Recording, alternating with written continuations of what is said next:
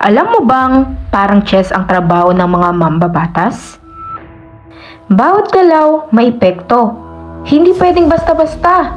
Sa chess, diskarte ang mahalaga. Sa batas, kapakanan ng bayan. May debate, may diskusyon, pero may isang layunin, ang gumawa ng batas para sa mamamayan. Ang bawat batas na naipapasa ay galaw na maepekto sa bawat Pilipino. Sa chess, tulad ng batas, ang pinakamahalaga ay ang taong pinaglilingkuran.